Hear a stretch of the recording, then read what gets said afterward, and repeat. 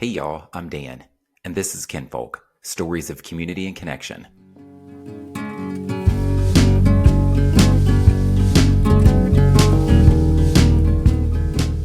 This week, I'm sitting down with Jenna Hill, the artist and educator behind Head to the Hill Studio. Jenna is a West Virginia native, a passionate art teacher, and a small business owner. In this episode, we talk about how she weaves West Virginia history into her classroom, the journey that led her to start her own business, and the impact of art on both the students and the community. We also get into her experiences with AmeriCorps, sticker design, and how she uses creativity to preserve the stories and symbols of Appalachia. Let's dive in. Hey Jenna, welcome to Kinfolk, Stories of Community and Connection. Thanks so much for coming on. Thank you so much for having me. I'm excited to be here. Me too. I don't know if it was TikTok or Instagram one that we met. It had to be Instagram because I'm actually not on TikTok. Okay. So I don't know, I think your reel or something just popped up in my feed because it's West Virginia, Appalachian stuff. And I started following you, and then you were following me. And then the first time we met was at the West Virginia Etsy Winter Market in South Charleston. Mm-hmm. Yeah. And you got the St. Albans stickers and some other stuff. Which I can't wait to, I got that, the West Virginia, like the, I think it was like the Mountaineer print, I think. Yes, I did. But I'm excited for that. So you said that we did meet at the Etsy Winter Market. Mm-hmm. Before we get too much further, just for watchers and listeners who have not met you yet or not familiar with your work, you are the owner of Head to the Hill Studio. How would you describe yourself and, what you create and what you do with Head to the Hill Studio? I was raised here in West Virginia, and I moved to Colorado when I was 18. I did this program called AmeriCorps and CCC. And when I went to Colorado, I realized very quickly how different I sounded and how people treated me differently and were pointing out things that I had never noticed before. Oh, Lord. And they did not know anything about West Virginia. And it was just like, wow, you don't know this, you don't know that. And they thought like I was talking about the western part of Virginia. So after about a year, I came back to West Virginia and I went to college. And my plan was whenever I got in the classroom to become an art teacher, I was going to incorporate West Virginia curriculum, like history, culture, into my art lessons. So I've been a teacher, teaching middle school for about 15 years. And a year and a half ago, I ended up starting my small business that features West Virginia artwork, products, and I've had a lot of success in the last year and a half, and I'm still an art teacher in South Charleston. So was that always what you wanted to do? Oh, I always wanted to be an art teacher after I went to AmeriCorps and I lived out west. I ended up moving out west because I wasn't ready to go to college and I didn't know what I wanted to do. And I earned like $5,000 tuition. AmeriCorps and CCC is the program. It's for young people from 18 to 24, and they work for nonprofit organizations and they work for Red Cross and do stuff like that. So I finished the program and I came back to West Virginia and I got my degree to be an art teacher. So I'm a public school art teacher. But when I was doing these projects, like printmaking projects with my students, something sort of happened where I was like, I want to do something totally different. And I figured out how to design stickers using an iPad. And I was teaching students how to design stickers, print stickers. And then eventually was like, well, if I'm teaching this, I might as well do it myself. And I started like an Etsy shop. And that, like, being a small business owner was like never something I ever thought about. And I have, a pretty strong art background from being a teacher and helping hundreds of kids every year. And I just started designing stickers. And I've also done printmaking with my students. And so I was doing printmaking and I started an Etsy shop in July 2023. So that's how it really got started.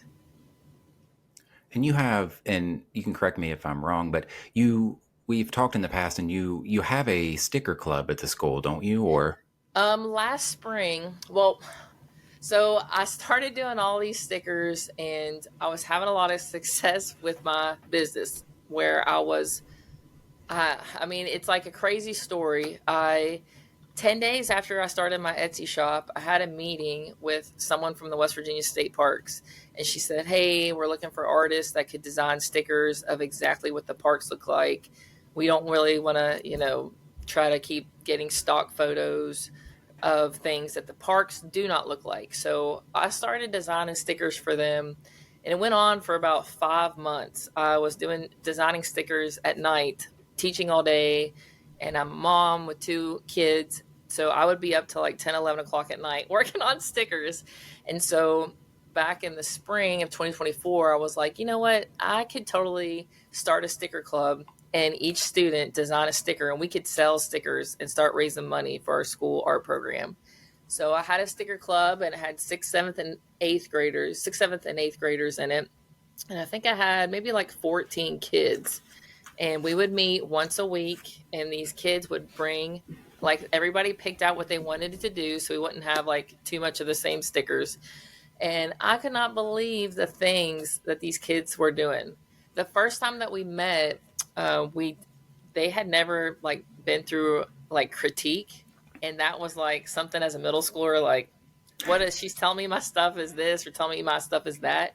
But I got them to a point where the students were critiquing each other's drawings on the Apple TV. And it was like, I felt like I was in a room with like college students, like critiquing artwork. It was wild. And every week, I mean, they were excited to come, and they were like telling each other, "Oh, I think if you, darken this side in, or like this doesn't quite look right." It was wild. And I have never in my middle school teaching career like got kids to that point of critique. And so we ended up printing the stickers, and we had an event at the school with the band students, and we put on a blacklight West Virginia art show, which is all on my Instagram. If you don't know anything about that, it was a lot of fun.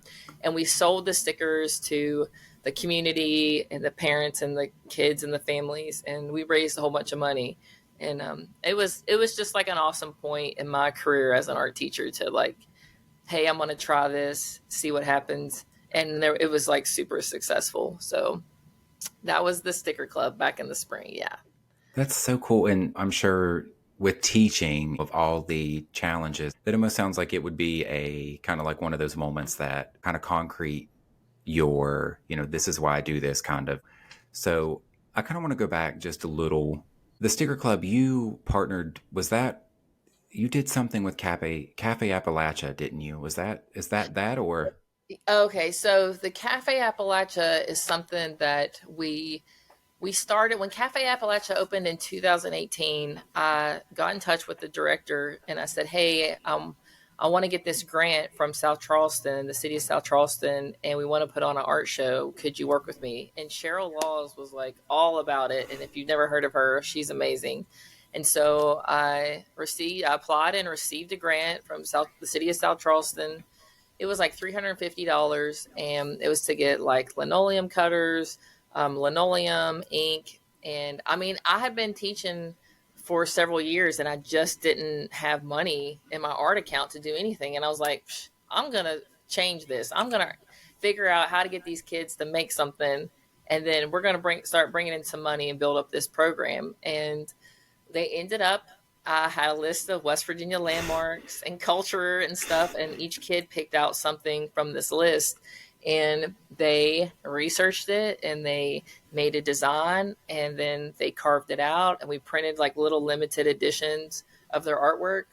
And I couldn't believe, like, the first show we made like $1,000. And I'm like, okay, I turned $350 into like $1,000. But Mhm. and it took like, getting the word out there, what we were doing. People want to support schools. They could have a little piece of artwork that their child made or something. And everybody has West Virginia pride.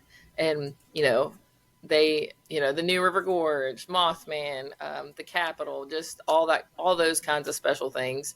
And so I just had success. And every year, the Cafe Appalachia, we call it the SCMS Art Walk. It's always on it's like the Friday before Thanksgiving. They have a Friendsgiving meal, and Hmm. so Cafe Appalachia has their people come, and then I do like a whole, it's like a pop up shop, but it's all handmade items that the students made, and I have other grades do other things, and every year we like raise a nice chunk of money, and then that pays for all kinds of supplies for the classroom. So that's a good thing that I started, and I do it every year. I'll continue to do that because the community comes out. Yeah, it's a Uh-huh. good. Yeah, next time you'll be there. I know I missed it this past year, but It's okay. so for anybody in kind of similar shoes, teacher, small business owner, if they kind of had the same idea to put something like that on, as far as word of mouth or getting exposure out, kind of letting people know that it's happening, do you have any like tips or advice for someone who would want to go about that? The biggest tip that I would give any teacher, and if they're going to try to do something, they need to plan way ahead of time, way ahead of time. I think this year we started making stuff in September with my students. So, like in September, I would have two classes working on making polymer clay pens, and we would do that for about a week, and then those would be done, and we'd put those away for November. And then we did like clay ornaments, we did clay magnets, we did Christmas cards. We did the lino cut prints that takes about 3 weeks, and that's a big eighth grade project because they're using carving tools. Hmm. There's like lots of safety concerns there, but my tips would be give yourself plenty of time. Talk to people about what you're doing, or else they're not going to know. If you got to spread the word. You got to spread the word. You got to put it on social media. You got to say, "Hey, everybody's excited about this. Are you coming?" Like you don't miss it. You got to come because there's only this much stuff there. So, um, yeah. And I mean, I have people that have been coming every single year since 2018, and Oh, we wow. just had our 20. Now we didn't do it in 2020 because of the COVID stuff, and it was just we skipped that year. But then in 2021 we brought it back, and like people were like, I'm ready to get out, I'm ready to do something, I'm ready to shop. So it was really amazing. So yeah, the two tips would be give yourself plenty of time and get the word out and see what you can get donated. That would be the third tip, is like say, hey, I need something donated. Is there any way you or your business could help us? South Charleston Nutrition in South Charleston on Main Street, the owners, Tia and Daniel, they donated some stuff to our art walk this year and last year. So there's people out there that will help do things to support schools. You just have to find them. You have to Hmm. find them. Yeah. I think there's a lot of, if you just ask, a lot of people are willing to, because no one knows unless you ask. So I think Right. there's a lot more than people realize, people who are wanting to donate and stuff like that. I agree. A lot of times people don't know, if you, and you got to get people excited about what you're doing. If you're Hmm. excited, they're going to be excited. And I did the yearbook at our school for like 14 years and actually just gave it up. But I learned a little bit through like selling yearbooks. If you were just like, hey, did buy your yearbook, don't forget to buy your yearbook. Like people are like, whatever, give me the flyer, whatever. But then if you are like, oh my gosh, there's only 50 yearbooks left. Look at this picture. Like if you get kids like, oh, that's my friend Joe or something Uh like that, huh. then they're like, I gotta tell my mom tonight to go pay for it online. Thanks, Miss Hill. You know what I mean? You have to build hype about what you're doing, and I mean it worked for me. I don't know. I'm pretty like I'm pretty outgoing, and I just if you want to do something, you just gotta get out there and do it. Hmm.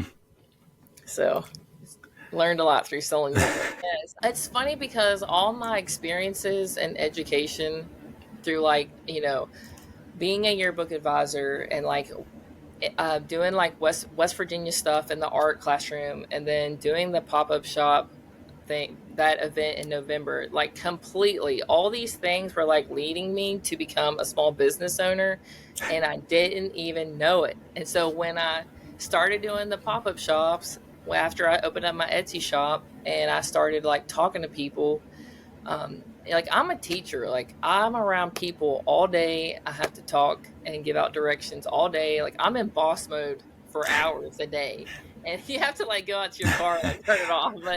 But I like quickly realized like just by meeting other vendors, like not all the people have experience that I do. Like some people are like, oh, I have so much anxiety talking to people, and they Mm-hmm. will like sit at their vendor booth and like read a book, and I'm like, oh my gosh, like you're to me, I wouldn't do that, but everybody has what they're comfortable with. But I'm just like, I'm like, there, we're doing this. I want to share my like ideas and concepts behind my art, and people like really respond well, and they want to know like they want to know about the lino cut prints. Uh-huh. Like, what is this? Tell me. Like, I've had people come up and ask. A lot of people don't know about the Greenbrier ghost and that whole story about the Greenbrier ghost. I And didn't.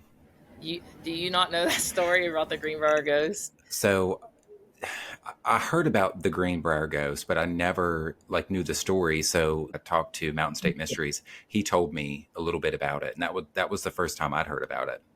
So that's the only glow in the dark sticker that I have, the Greenbrier ghost. And a lot of, I mean, I'm a lot of times people will be standing there and they're looking at all my stickers and they're taking it all in because a lot of my stickers are detailed. There's always a concept before I design the sticker. If I don't have the concept in mind, I can't really even start because I don't know what I'm trying to non-verbally communicate in this sticker. And Uh-huh. they'll say, what is this? Like the silhouette with the lady, and she looks Victorian, and she has like the hand around her throat, and it says 1897 on it. And so I tell them like about the Greenbrier ghost, and then they're just like, that is amazing. I never knew about that. And plus it's like way over there in the eastern part of the state, and we're like central over here. But I just love like keeping the story, her story, Zona's story alive through a sticker here in like 2025, And Yeah. I just think that's sort of wild that I, as a sticker designer, can do that. I can share that story without even like. So really, I would say my stickers, people identify with the symbols, or my artwork in general. There's so many symbols that represent things, but then they're telling stories, or people are like, oh, I know about that. Mm-hmm. And so, but yeah, all my experiences as an art teacher were leading me. I didn't know to become a small business owner. And I don't have a degree in business. I've never done a business webinar, and I'm just learning all the time.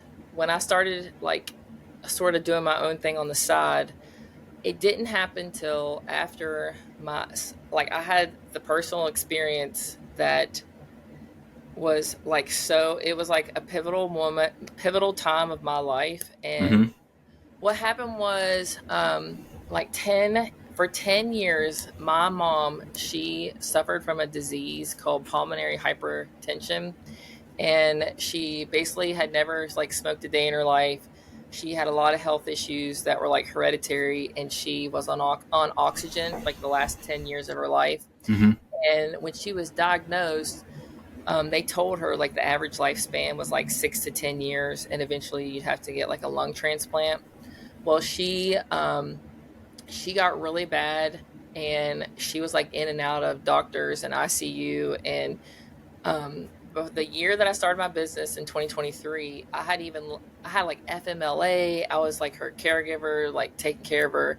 I even had to take her to Pittsburgh for like a week to go through all the tests to see if she qualified for a lung transplant. Mm-hmm. And I just saw so many sick people. Here I am, like with two young kids. I'm a school teacher, and I'm around like all these, preteen teenagers as a job. And then I would be like with my mom in the hospital emergency room, or I would be with my mom like at the hospital in Pittsburgh, and like seeing people who are super, super sick. Mm-hmm. Like it was like the craziest like juxtaposition, and just seeing some like people in pain, people like at the end of their lifespan, like really frail, and like how can they last much longer. And I saw my mom, I mean, I basically like saw my mom slowly dying. Like I was the Mm-hmm. one take her to the emergency room and get her out. She was single and disabled. And so she ended up passing the last week of school in 2023. And like, it was on me. It was going to be on me. I was the executor of her will, and I was going to have to go through her house and like sell her house. And I did all Mm-hmm. that. But at the end of the week that she passed on a Monday, I was like, if I don't start putting my energy and thought and time in something other than like, like, I'm mourning my mom, but I've got all these responsibilities and I have to do something to like work through like some of the PTS like stress that I've been through. And now like, okay, she's finally passed. So it's like a whole new chapter of like the other side. Like I Mm-hmm. never thought my whole every day, like when I would go to work, I didn't know if I was going to be leaving work because it was time to go to the emergency room. So when no one like ever told me, no one ever prepared me for like what was going to happen right after, where you have to like get the death certificate and go through the probate. Like I was, it was just so much. It was so much. Mm-hmm. And so by the end of that week, I was like, I have got to do something. And I just started like working on a print. I started like designing on my iPad, carving a print. And it was like that time at the end of every single day after I had like done my responsibilities for that day. It was like my escape instead of Mm-hmm. me going to therapy. So, all of summer 2023, when I was doing the artwork, eventually I was like, hey, you know what? I'm gonna do a couple stickers, do some prints, and I'm gonna open up my Etsy shop. And that was like goal one. And then after I got there, goal two was like doing the pop-up shop. And then Mm-hmm. so you just keep building and building like what you're doing right now. And then it's almost like you go from stepping stone to stepping stone. And that's what I've been doing this whole time. And it's like working for me. Um, but yeah, like I will tell anybody I will not be where I'm at unless I was an art teacher with the experiences that working in the public school has given me, because I've seen so much stuff. But yeah, and the things it's like being the teacher gave me opportunities that I took.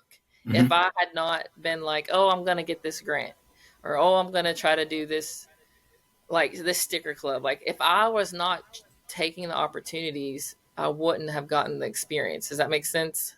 It does. So I'm taking this opportunity as a small business owner, and like I have like every day I've got like ideas about things that I want to do and things I want to try, and like I'm making connections all the time. But um like it's really wild to be like, okay, I just taught school all day, and like tonight I'm getting ready to box up like a couple thousand magnets to like 5 different state parks, and Oh it's my like, Lord. I know. So, but but like the biggest thing I felt when I first started was like, hey, my mom and my dad are super creative, and I was like, if I don't start creating, it's like her life was cut short, and if I keep using my creative skills, it's like I'm doing it for her in a way. I don't know, Uh-huh. like with your podcast, like you're doing it for yourself. But anyways, yeah. No, I mean, like that is it's kind of me in a similar situation with my brother. He loved the state of West Virginia. He loved to be outdoors, hunting, fishing, and his life being cut short.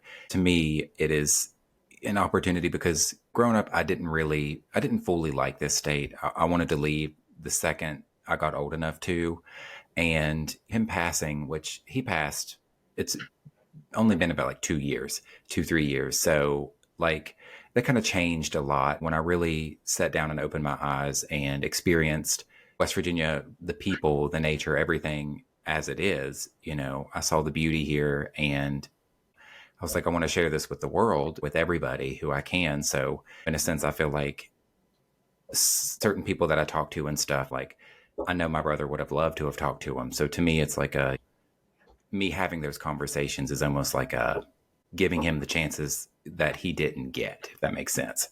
That totally makes sense. I totally understand where you're coming from. Where a loved one's life is cut short, and so you are building something out of their life, their celebration of their life. You're building something that like you didn't know needed to be built until their life ended short.